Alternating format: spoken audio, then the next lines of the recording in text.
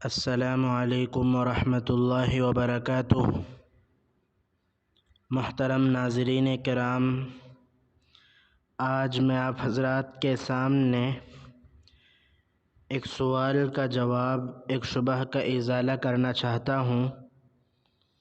وہ سوال اور شبہ یہ ہے کہ اللہ تعالیٰ نے انسان کو مٹی ہی سے کیوں پیدا کیا؟ مٹی کی کیا فضیلت ہے؟ سنیے، صاحب مدارک التنزیل فرماتے ہیں، نمبر 1، مٹی کی طبیعت میں فساد نہیں ہے۔ آگ میں تو فساد ہی فساد ہے، احراق ہے، اطناب ہے۔ نمبر 2، مٹی میں انبات ہے، یعنی ایک دانہ سپرد کرو تو وہ لہلہاتا ہوا شاخ تیار کر دیتی ہے۔ نمبر 3، مٹی میں سکون ہے۔ نمبر 4، زمین ارزاق، اقوات، لباس اور زینت کا منبع ہے۔ نمبر 5، مٹی کی ہر انسان کو ضرورت ہے، اور جہاں تک آگ کا معاملہ ہے، حیوان تو اس سے مستغنی ہے، انسان تو بعض دفعہ بغیر آگ سے پکائی ہوئی چیز کھا لیتا ہے۔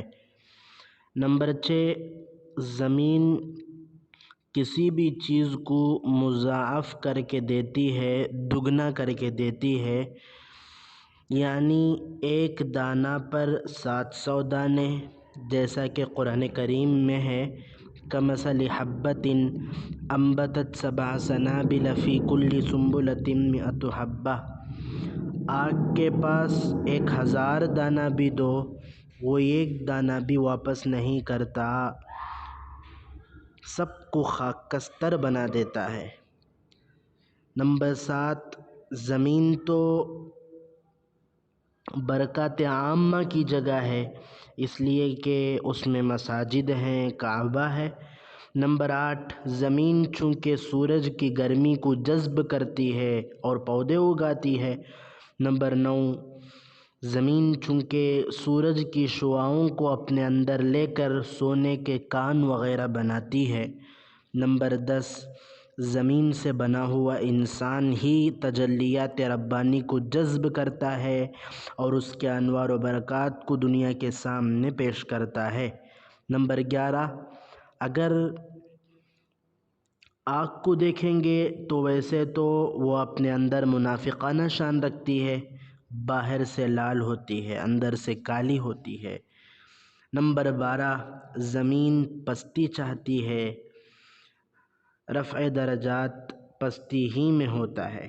اسی سے یہ مسئلہ بھی واضح ہو گیا، مرنے کے بعد مٹی کے سپرد کرنا ہی زیادہ اولیٰ ہے بنسبت آگ میں جلانے کے، اس لیے کہ مٹی ہماری ماں ہے، بالآخر امانت وہی ہے، جہاں سے اسے لیا جائے وہیں لوٹایا جائے، اس اعتبار سے مٹی کو فضیلت حاصل ہے۔ السلام علیکم ورحمۃ اللہ وبرکاتہ۔